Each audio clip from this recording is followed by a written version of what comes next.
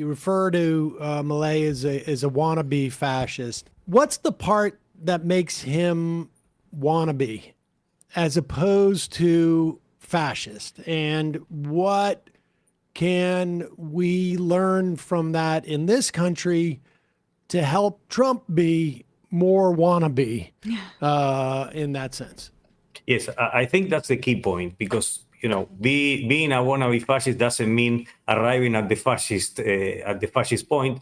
Often because societies react either by voting, by protesting, and also by asking for their own institutions to do and to play their role. I mean, like today, we are seeing like requests. I mean, Trump's request for the military to participate in internal politics, including by mere acts of repression.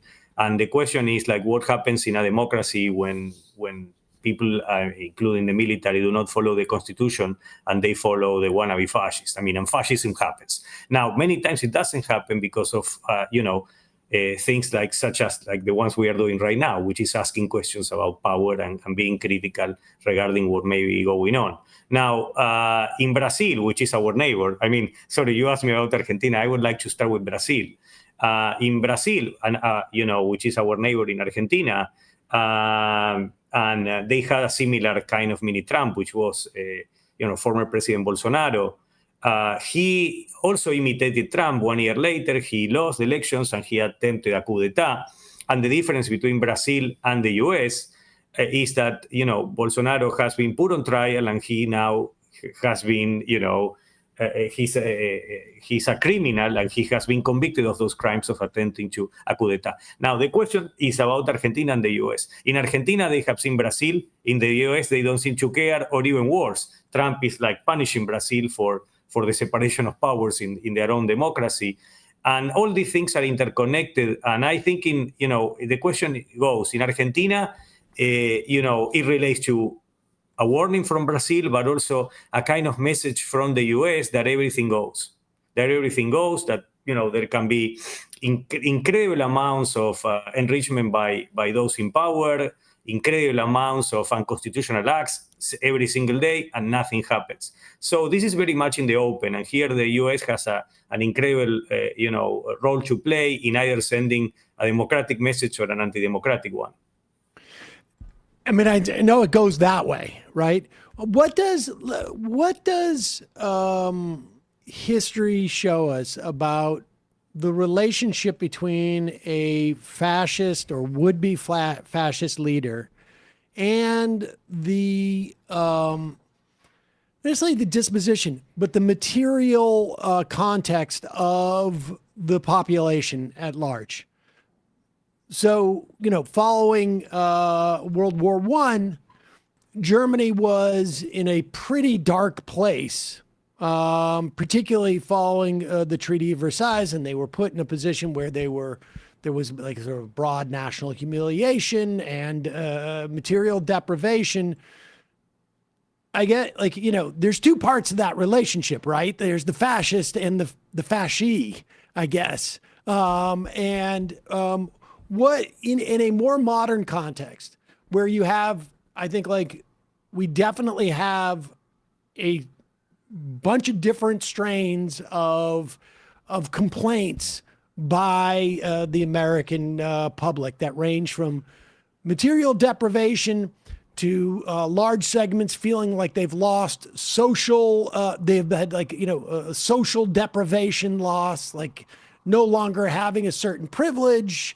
We're having to compete across a broader set of people, be they women, be they black or brown. What do we know about where the public sits in our context in the U.S. and what works from a fascist perspective or wannabe fascist perspective? Yes, well, fascists, I mean, they sell hatred, instead of goods or material improvements. This is the reason why many, almost more than a century ago, like German social democrats called, the proposal of fascism the socialism of the imbeciles, because basically they don't give you anything but hatred, a sense of superiority, and so on.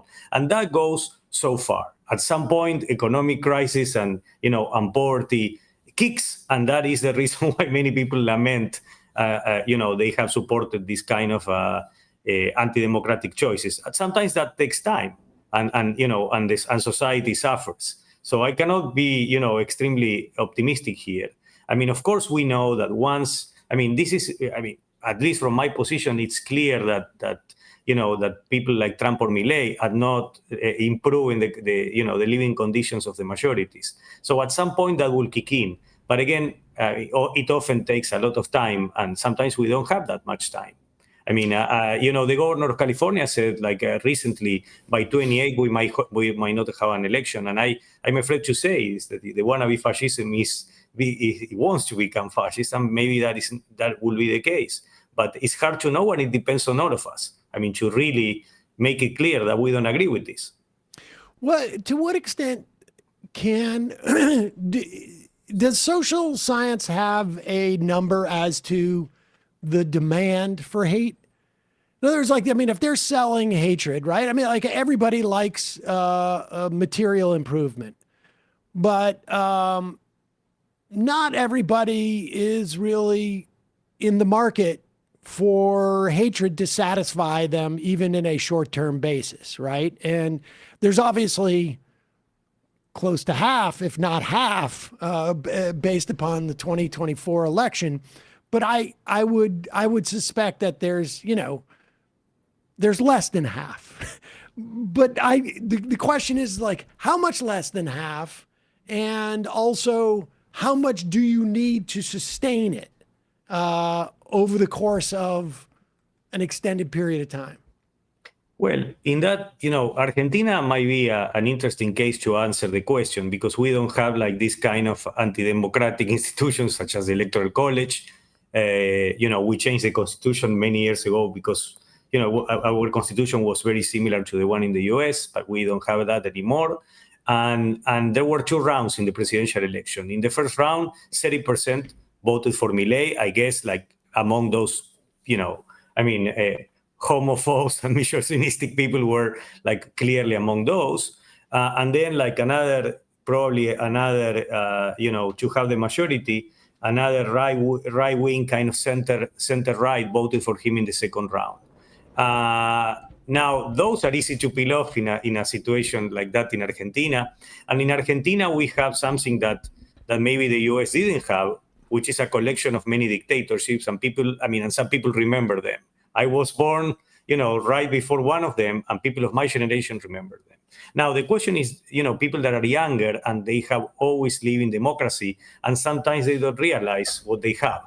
And in that context, given another aspect that we need to address, and I'm talking about Argentina, I might be as well talking about the US, is that there was a failure in Argentine politics by politicians of the center, the right, and the left. I mean, they created conditions which were terrible socially and economically, and that's when Milei, appeared as a kind of perfect storm. Like Argentina, and this is different to the US, was the country with the highest inflation in the world. I mean, and on the center left, the economic minister was the candidate. So that was a kind of, in a way, easy, position for Milei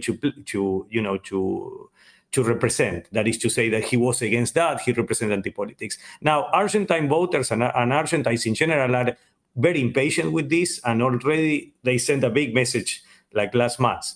So the question is, in the US, it might be a little bit different, because I think at this point in Argentina, it's not that easy to tamper with voters as they are doing in the US with gerrymandering and so on. So the question is, even if you have the votes, how many votes do you need to win an election if they are all the time dealing with this? And this is a question of, I wrote an article for the New Republic before the election about the one-day dictatorship. And I'm curious, so every 10 days, I go back to the article to see how let's say, which is the percentage in which were Emanuel Guerrisoli and myself that we wrote the article, how close we were. I mean, and I think at this point, probably 50-60%. I mean, what it takes to have a dictatorship. And we are seeing a lot of that here, a lot. In the US. In the US. And ironically, in Argentina, less so. that because we might not have in Argentina strong institutions, but in Argentina the popular, let's say. The political culture is that people do not stand by this mix of corruption and lies at this point. What is it that, I mean, because you said he went after gay people, and then hundreds of thousands show up, and he went after universities, and hundreds of thousands show up, and he backs off that because of, it doesn't. You have a limited amount of capital, whether it's with the military or politically, and you don't want to expend that on areas if you can find a separate one. Is that just a history? I mean, like, several 100,000 showing up, I would imagine is like, the equivalent of 2 or 3 million in this country showing up about something, like mobilizing, relative to population size. Is that because there's and we don't get that really very often in any type of sustained way in this country. The Iraq War, maybe, during BLM, we had that, I think, was probably the closest we got to it. What is that a function of in your mind?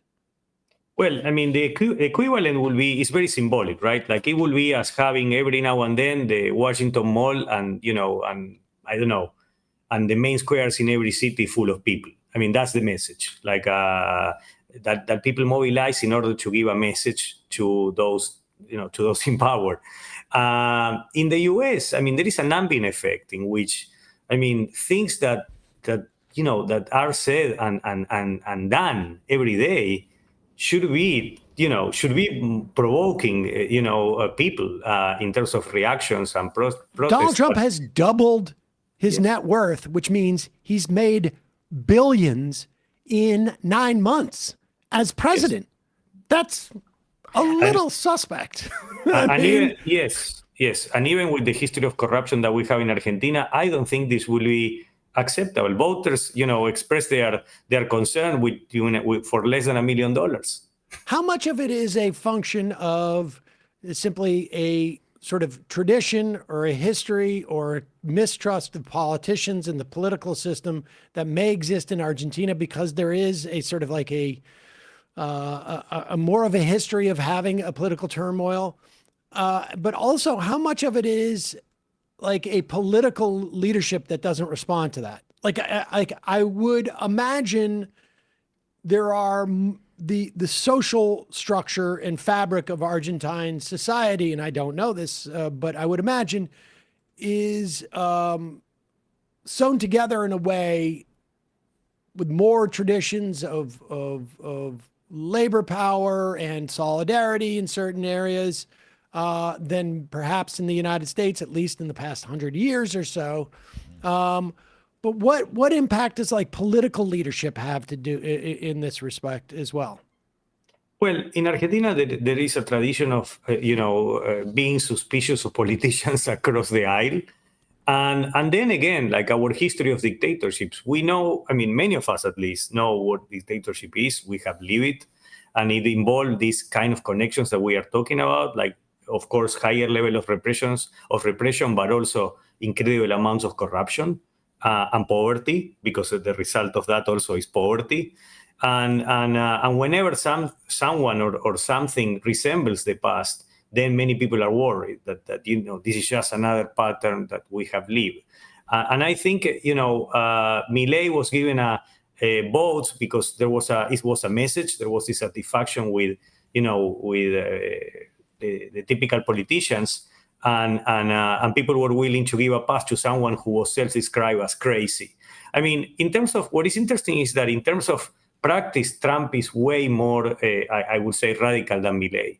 In terms of, speech, Milei is way more radical than Trump. I mean, he's even more vulgar. He basically, Trump, when compared to Milei, looks like a stable individual. I mean, which is to say a lot. I mean, Emma, when you were talking about the possibilities that, I mean, the rumors basically, and who, in a way, like about Milei being involved with his sister, his response as president of Argentina was, I will quote, I don't F my sister. I mean, this is the level of Milei's engagement with the public. He's using all the time these kind of metaphors of violence and even rape towards others. But the sad part of it, I think, and this is related to what Sam was saying before, is that, I mean, about this, many people did not seem to care. I do. Many others do, but a lot of people did not seem to care about the hatred, or in this country, the racism.